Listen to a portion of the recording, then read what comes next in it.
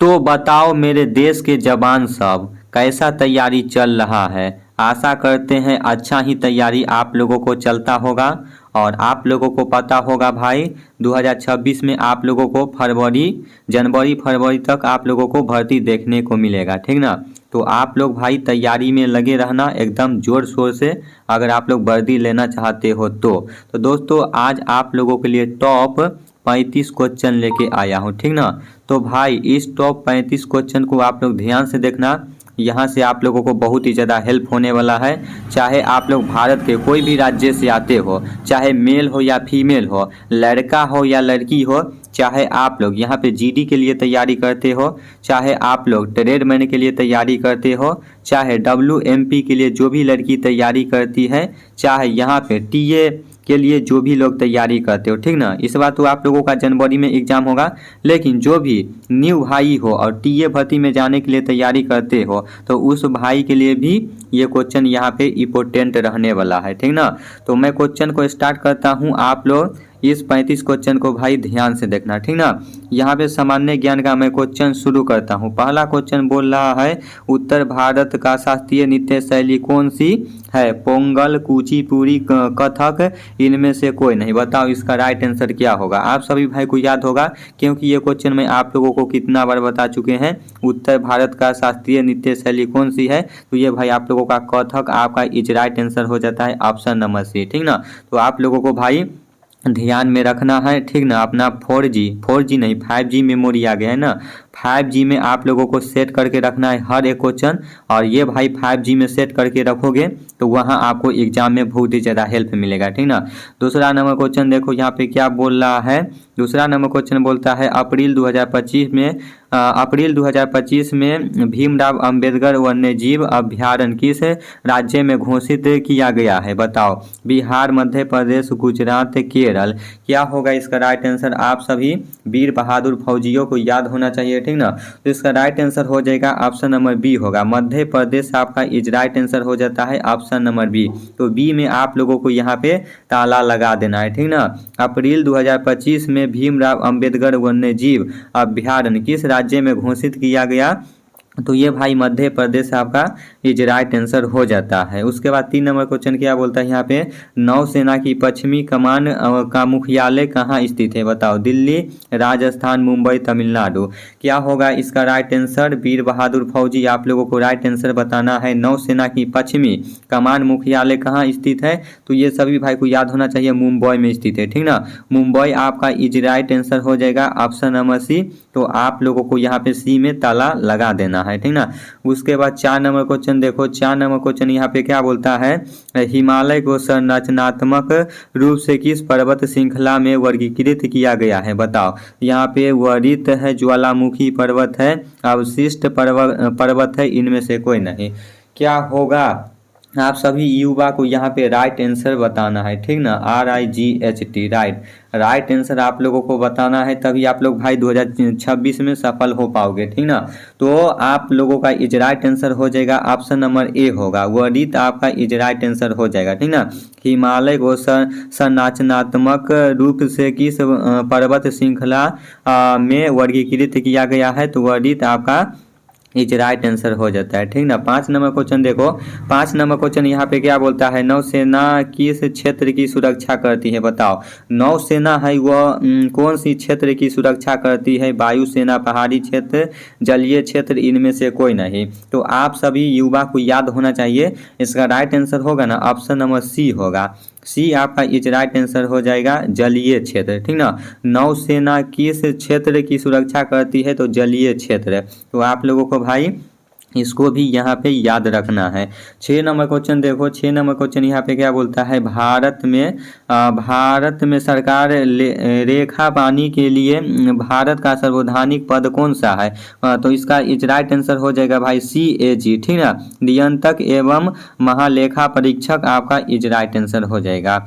7 number question देखो। यहाँ पे 7 नंबर क्वेश्चन बोल रहा है, गद्दी जनजाति का संबंध किस भारतीय राज्य से। बताओ, हरियाणा, झारखंड, आंध्र प्रदेश, हिमाचल प्रदेश। क्या होगा इसका राइट आंसर। यहाँ पे क्वेश्चन को ध्यान से देखो, उसके बाद भाई आप लोग राइट आंसर बताओ। गद्दी जनजाति का संबंध किस भारतीय राज्य से है, तो ये भाई हिमालय प्रदेश, ठीक ना, हिमालय प्रदेश आपका इज राइट आंसर हो जाएगा। उसके बाद 8 नंबर क्वेश्चन यहाँ पे क्या बोलता है, 1857 ईस्वी की क्रांति का झांसी से नेतृत्व किसने किया, बताओ। रानी लक्ष्मीबाई, शाहजहां, अकबर, दास, इनमें से कोई नहीं।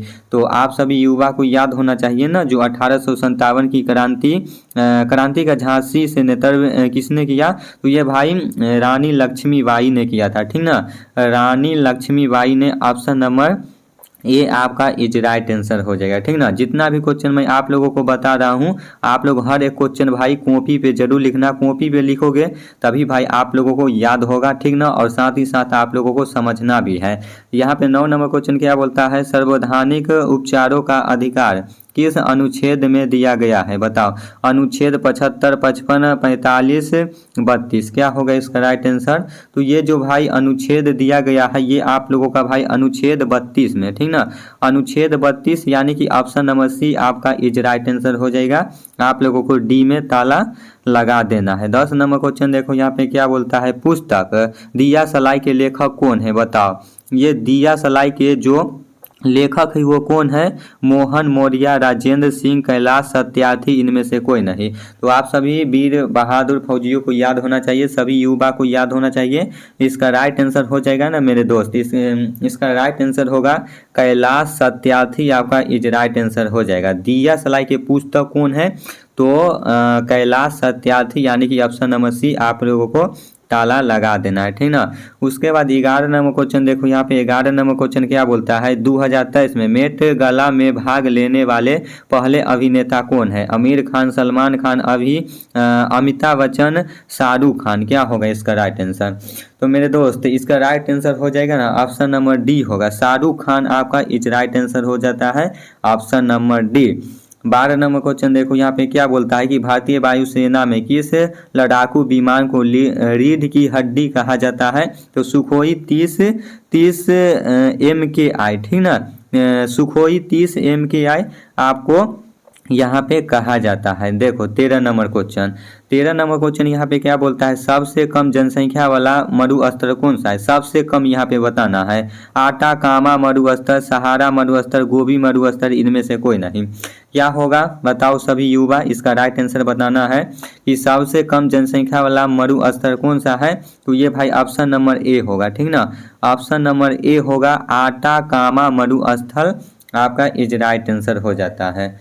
हाँ, तो 14 नंबर क्वेश्चन देखो मेरे वीर बहादुर फौजियों, जो देश की सेवा करना चाहते हो तो भाई आप लोग को पढ़ना भी पड़ेगा, ठीक ना।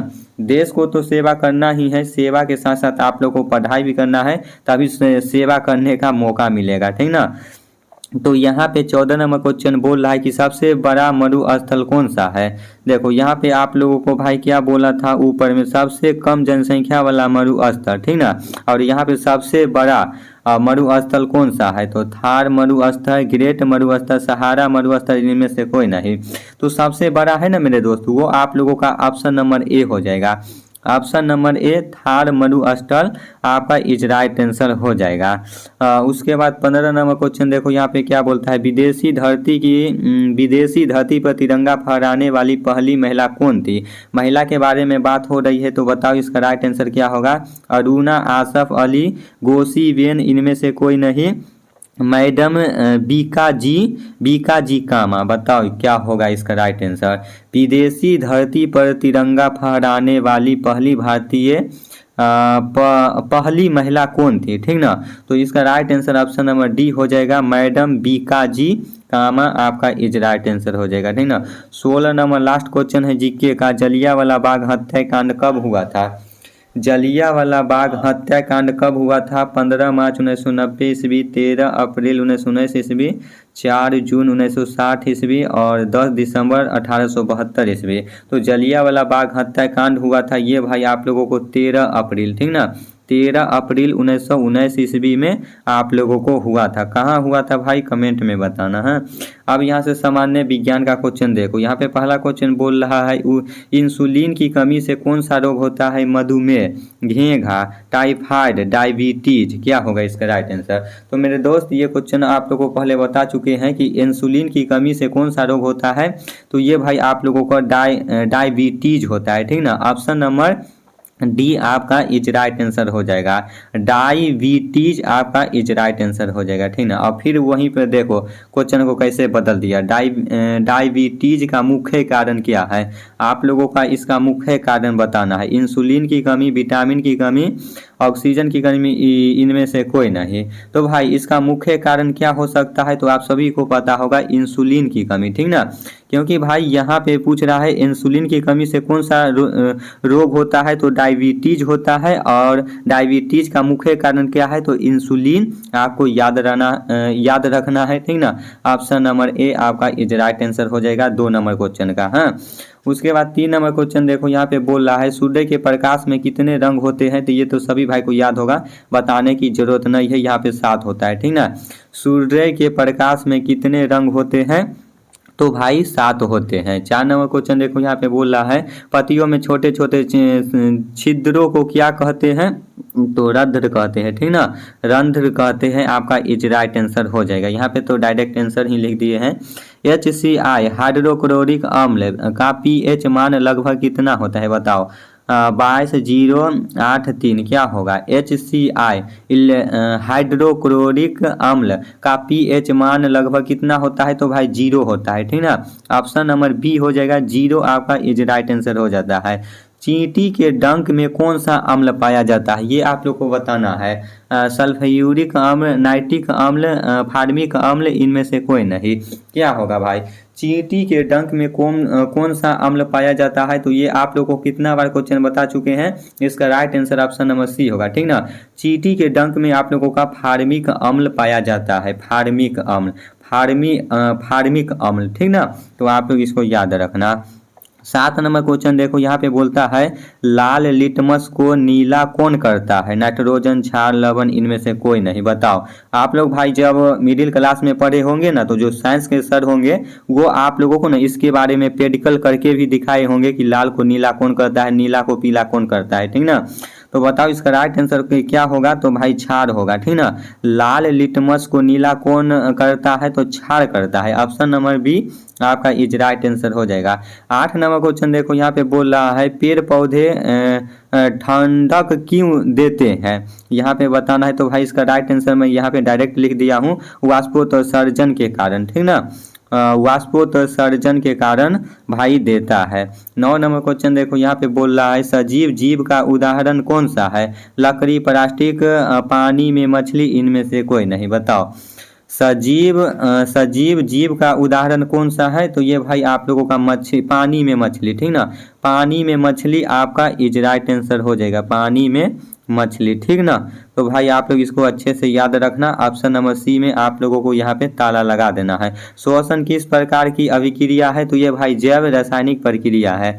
श्वसन किस प्रकार की अभिक्रिया है, तो जैव रासायनिक प्रक्रिया है, ठीक ना। 11 नंबर क्वेश्चन देखो, महिला में मासिक चक्र संपन्न होना क्या कहलाता है, मासिक धर्म, कूपिक चरण, मीनोपोज, इनमें से कोई नहीं। बताओ यहाँ पे भाई आप लोग क्वेश्चन को देखो, यहाँ पे क्वेश्चन बोल रहा है कि क्या हो गया, यहाँ पे क्वेश्चन बोल रहा है महिला में मासिक चक्र संपन्न होना क्या कहलाता है, तो ये भाई आप लोगों का ना मीनोपोज कहलाता है। ऑप्शन नंबर सी में आप लोगों को यहाँ पे ताला लगा देना है, ठीक ना। 12 नंबर क्वेश्चन देखो, 12 नंबर क्वेश्चन यहाँ पे बोल रहा है भ्रूण पोषण किसके द्वारा प्राप्त होता है, तो भाई प्लेसेंटा, ठीक ना, प्लेसेंटा के द्वारा ये आप लोगों का होता है। हाँ, निम्नलिखित में से 13 नंबर क्वेश्चन देखो, यहाँ पे निम्नलिखित में से कौन सा प्राकृतिक नहीं है, कपास, रेशम, ऊन, प्लास्टिक। तो भाई यहाँ पे आप लोग को राइट आंसर बताना है कि निम्नलिखित में कौन सा प्राकृतिक नहीं है, तो वह भाई प्लास्टिक है, ठीक ना, प्लास्टिक आपका इज राइट आंसर हो जाएगा। 14 नंबर क्वेश्चन देखो, यहाँ पे ताप का मात्रक क्या होता है, तो केल्विन होता है, ठीक ना, ताप का मात्रक क्या होता है, तो भाई केल्विन होता है। ओम का नियम क्या होता है, कूलाम का नियम क्या होता है, ये सब आप लोगों को याद रखना है भाई, यहाँ पे पूछ सकता है, ठीक ना। 15 नंबर क्वेश्चन देखो यहाँ पे बोल रहा है मनुष्य का उत्सर्जी अंग कौन सा है, यकृत, आंख, वृक्क, किडनी, इनमें से कोई नहीं, बताओ। तो मनुष्य का जो उत्सर्जी अंग है वो भाई वृक्क है, ठीक ना। किडनी भी आप लोग बोल सकते हो, तो वृक्क आपका इज राइट आंसर हो जाएगा। 16 नंबर क्वेश्चन देखो यहाँ पे बोल रहा है जाइलम का मुख्य कार्य के क्या है, तो जल का परिवहन, ठीक ना। जाइलम का मुख्य कार्य क्या है भाई, तो जल का परिवहन आपका इज राइट आंसर हो जाएगा, ठीक ना। 17 नंबर क्वेश्चन देखो यहाँ पे 17 नंबर क्वेश्चन बोल रहा है वह प्रक्रिया जिसमें भोजन की छोटे छोटे टुकड़ों में टूटने की क्रिया होती है क्या कहलाती है, तो पाचन, ठीक ना, पाचन कहलाती है। वह प्रक्रिया जिसमें भोजन की छोटे छोटे टुकड़ों में टूटने की क्रिया होती है क्या कहलाती है, तो भाई पाचन कहलाती है, ठीक ना। पाचन आपका इज राइट आंसर हो जाएगा। 18 नंबर क्वेश्चन देखो यहाँ पे बोल रहा है प्रकाश संश्लेषण में पौधों द्वारा कौन सी गैस का उपयोग किया जाता है, तो कार्बन डाइऑक्साइड गैस का उपयोग किया जाता है, ठीक ना।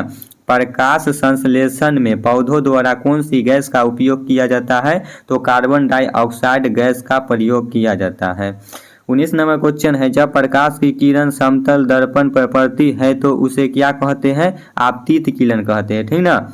आप लोग को याद रखना है कि जब प्रकाश की किरण समतल दर्पण पर पड़ती है तो उसे क्या कहते हैं, आपतित किरण कहते हैं। 20 नंबर क्वेश्चन देखो यहाँ पे क्या बोल रहा है जब दो व्यक्ति अलग अलग दिशाओं में रस्सी खींचते हैं तो कौन सा बल कार्य करता है, तो तनाव बल का कार्य करता है, ठीक ना।